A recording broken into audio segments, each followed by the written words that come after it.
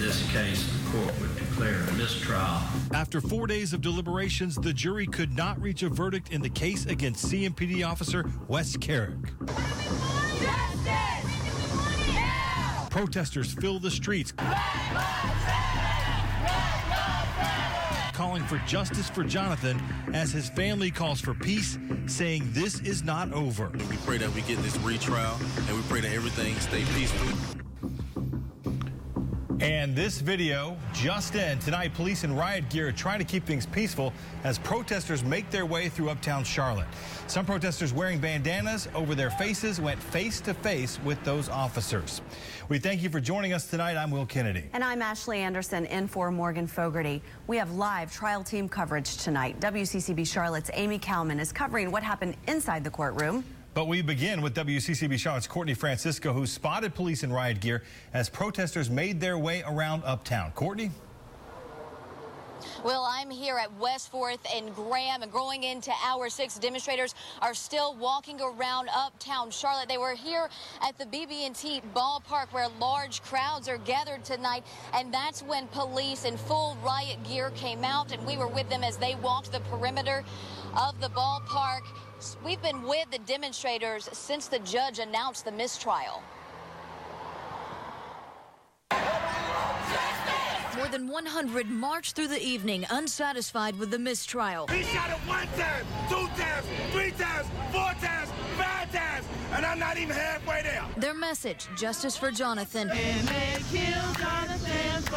Some were face down on the street. The position prosecutors say Ferrell was in after Officer Wes Kerrick shot the unarmed man 10 times. His defense, Ferrell was on top of him trying to get to his gun until the final bullet. We are angry, we're sad, we're mourning. We're using this opportunity to let the community know that we're standing with them in terms of what they're feeling right now. Police followed as they walked into the heart of Uptown Charlotte, a Kerrick supporter passing. Justice for Officer Kerrick. We as an organization will continue to work to facilitate the rights of all individuals who want to assemble and demonstrate lawfully. At one point, demonstrators walked down 4th Street and crossed through police and their barrier at McDowell. Stop traffic!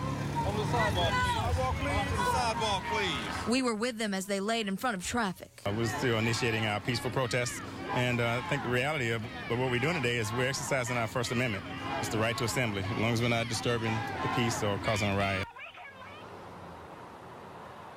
And Ferrell's family tells me that protesters, they're urging them to remain non-violent. They say that's what Jonathan would want. He was a peaceful person. We'll continue following this for you. Reporting live in Uptown Charlotte, Courtney Francisco, WCCB News. We have a photo gallery of the protests and other reaction to the mistrial on WCCBCharlotte.com. Look for our extended coverage on our homepage.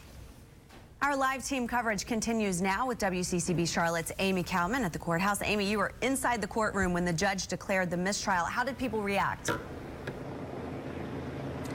You know, honestly, Ashley, there really wasn't a big dramatic reaction on either side when the judge announced it. I think after 4 days of the jury deliberating and sitting and waiting, it was becoming very apparent to everyone they weren't going to come to an agreement. In this case, the court would declare a mistrial.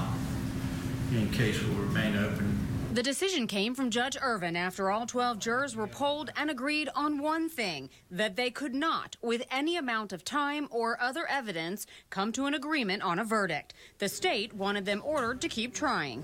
We do our request that they continue to deliberate. While the defense asked for the mistrial. The foreperson said, quote, short of calling the paramedics and officers.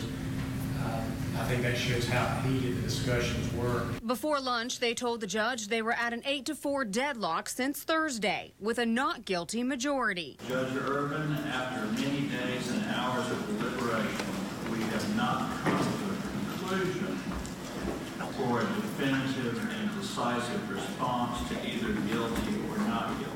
After lunch, the foreman said they might be making progress, but hours later said those discussions didn't work. Our legal contributor, John Snyder, says the result is not surprising. We clearly had a factual issues, and I think to see the 8-4 split just proves that this was a hard case to win from the beginning. And now the decision is on the state. Will they or will they not retry this case? It is still an open case, and we're told that we could hear whether they will do that or not as soon as Monday. So both sides will know how to proceed from there. Reporting live at the courthouse, Amy Kalman, WCCB News. Thanks, Amy. It has been an emotional trial for both families involved, and tonight neither side is enjoying peace of mind or closure. WCCB Charlotte's Terrence Bates has more on how Jonathan Ferrell's mother and brother are trying to move forward. We're going to continue to fight for Jonathan, justice for Jonathan. Words of a mother determined to see the man who killed her son convicted. We got to stop them from killing our children. So as my brother is dead in the grave right now, I'm defending him. I am walking for him. I am fighting for him day in and day out, trying to get justice for my brother. A theme the family supporters are backing, their attorney using it as a rallying cry in the court of public opinion. We need you to petition the Attorney General and keep the pressure on them to retry this case. While it's uncertain how the state will proceed with no clear verdict, Chestnut says, what I do know is that the jury did not see all the evidence, and I think if they had, that the vote would have been different. And tonight, the death of a son and brother brings to light an even more pressing issue. He was unarmed, and there are a lot of unarmed men of every color walking around the city of Charlotte. And if this behavior is tolerated, there may be a lot of other victims. So far, the Ferrell family says there has been no commitment from the Attorney General's office on whether this case is going to be retried. So for now, they'll continue to pray. Terrence Bates, WCCB News. Thank you, Terrence. Churches across the Charlotte area opened their doors tonight to people who wanted to pray and talk about this trial. We found more than a dozen people at Little Rock AME Zion Church in Uptown Charlotte talking about race relations in the city and how to heal. You can count on the WCCB Charlotte trial team for continuing coverage as the state decides whether to retry the case against Officer Wes Kerrick.